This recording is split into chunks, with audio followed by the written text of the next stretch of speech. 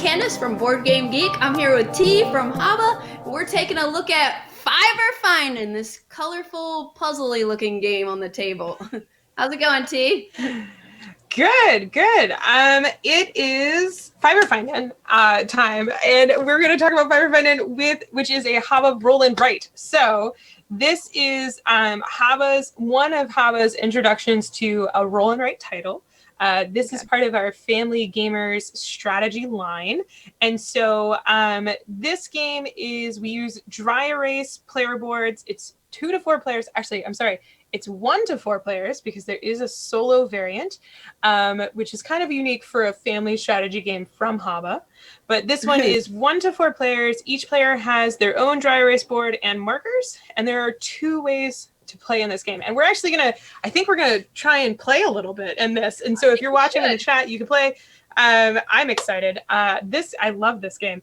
So the way that they have the game set up right now, this is the main variant. This is my preferred way to introduce the game. And so what happens is you can see those 5 dice, and those 5 dice have 6 sides. Each side has a unique shape, and those shapes are colorblind friendly. So there's a color associated with each shape, as well as the other way around. So if you look perfect, the colors are a little hard to see on that camera angle, but that's why the shapes are unique. So that's kind of convenient. If you look at the boards, if we can get a close-up of one of the boards have those shapes and color patterns. Oh, I love green screen fun. The board has those colors and shapes laid out. And so you can see like the diamonds and the stars and the circles that the green screen is having a lot of fun with. And so what's going to happen, we can take that board away now. What's going to happen is at the beginning of every round, one player is going to roll all 5 dice, and we're going to get a dice roll.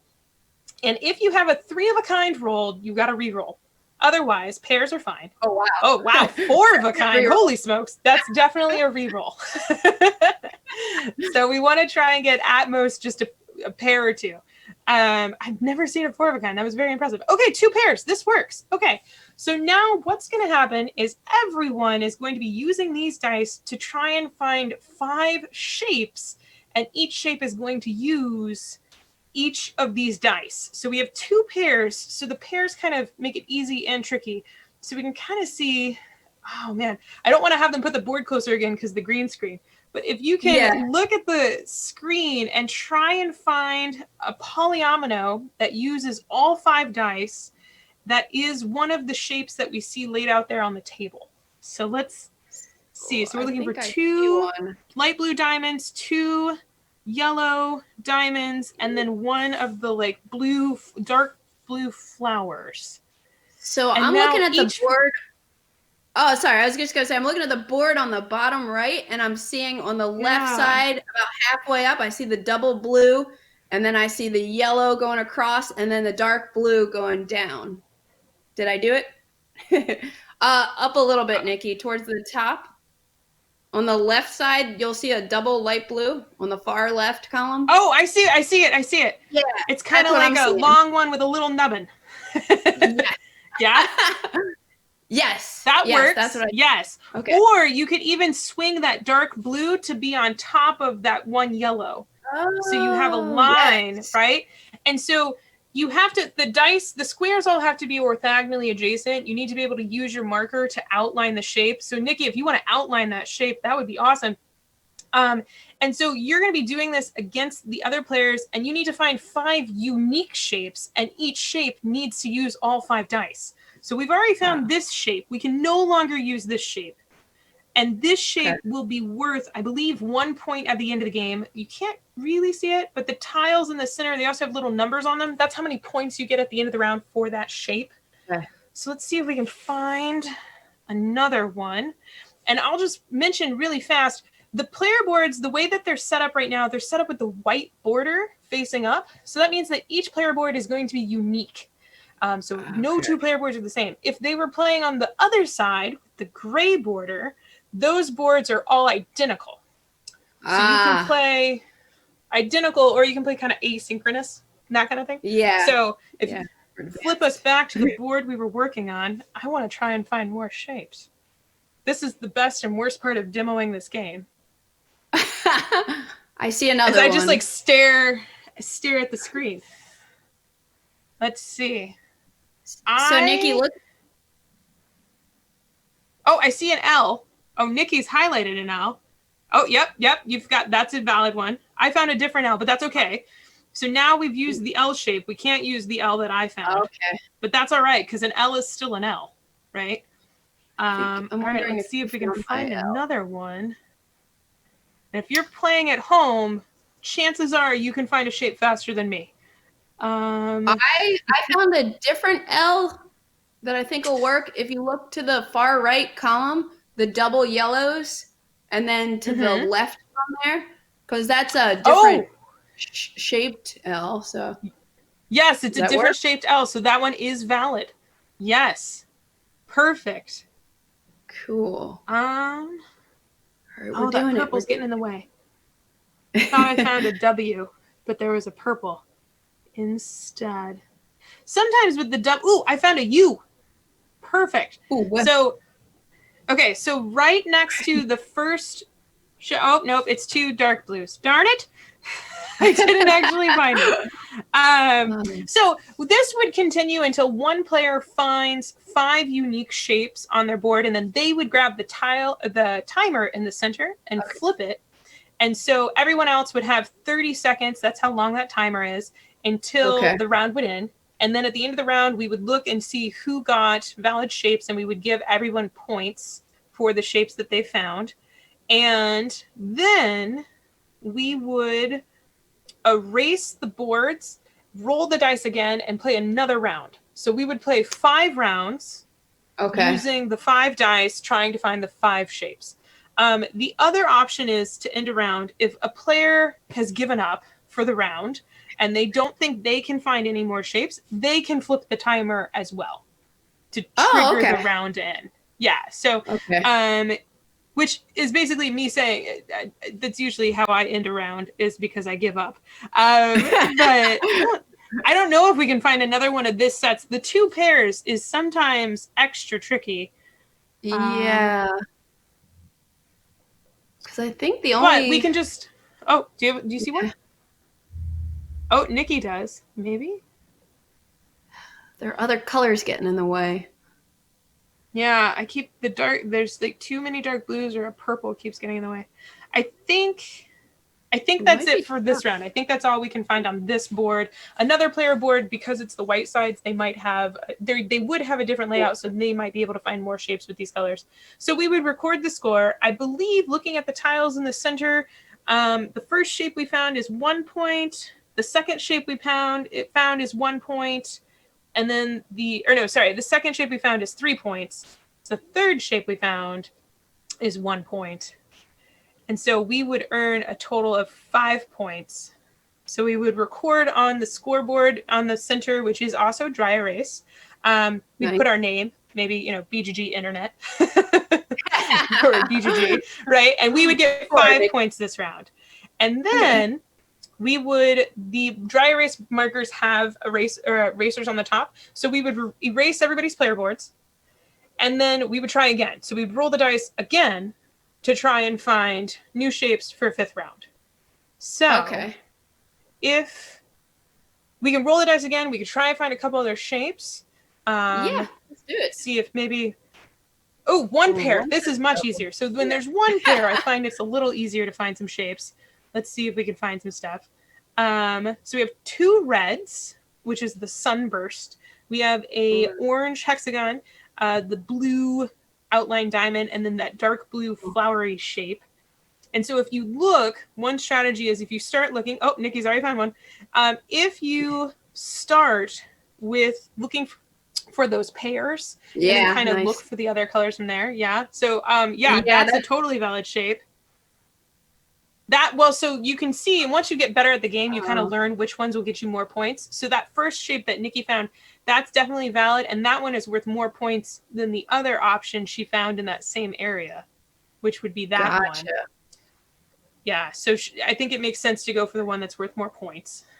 Right. And T, is there's a bonus if you're the person to flip the timer?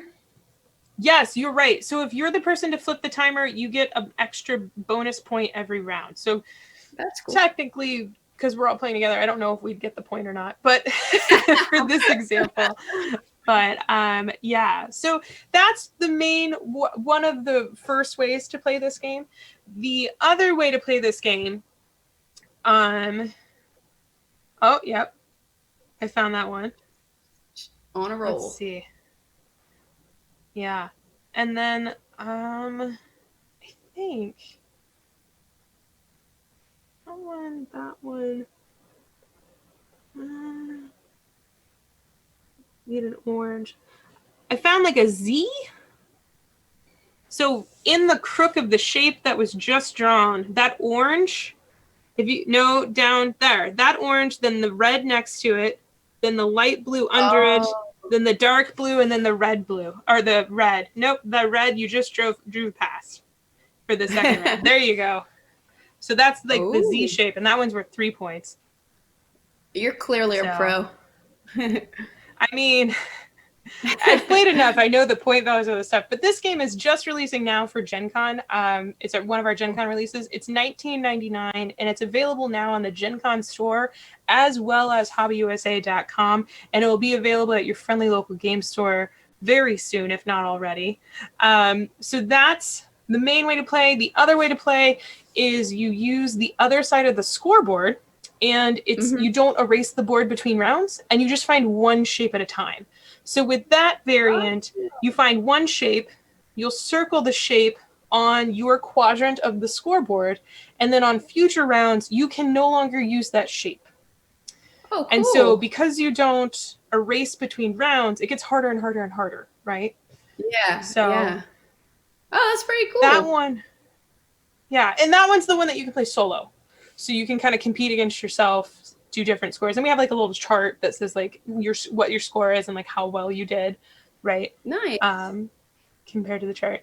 But this is a really great one for pattern recognition, and this is a really good one to play with kiddos. It's 7 and up is what we say on the box, and we mean that because kids, the brain starts developing at the stage where you can already do pattern recognition starting as young as 3 years old.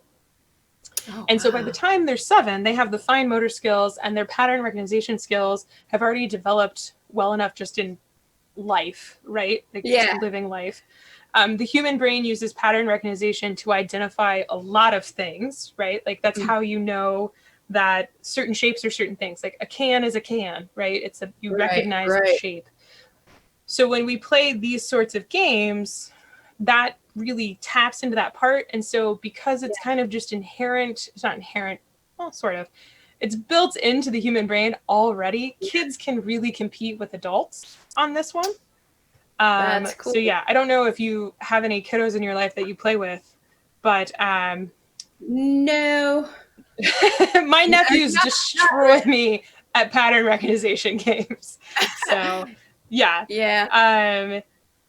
I don't know how, like, my one nephew's 7, and I've been playing games longer than he's been alive, and he still beats me regularly at this kind of stuff. So it's just like, all right, well, yes, your brain is very good.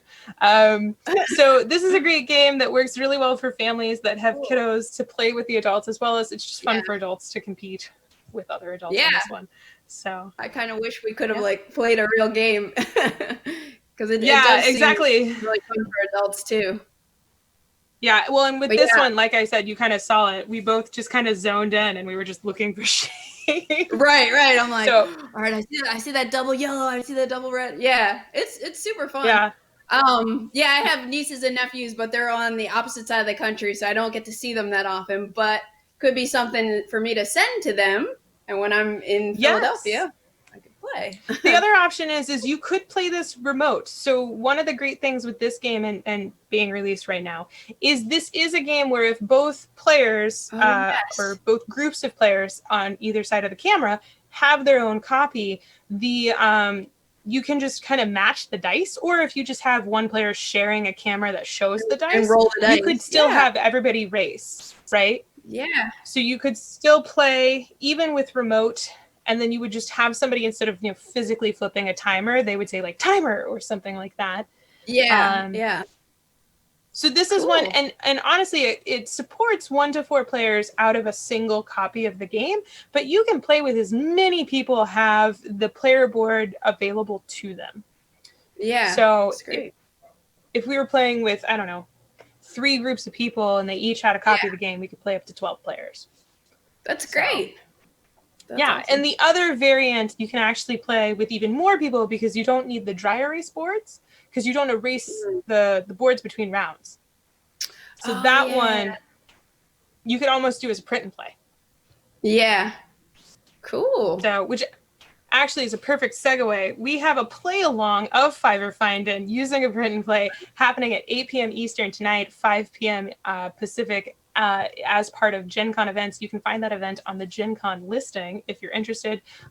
Marty from Roll Dice Take Names will be hosting, and you can find information on where to print off the player sheet for that at hobbyusa.com/GenConOnline. So if you want to play Finden today with a group of people on the internet, you can do that. That was like a perfect segue. Woo! Not even planned. Segue.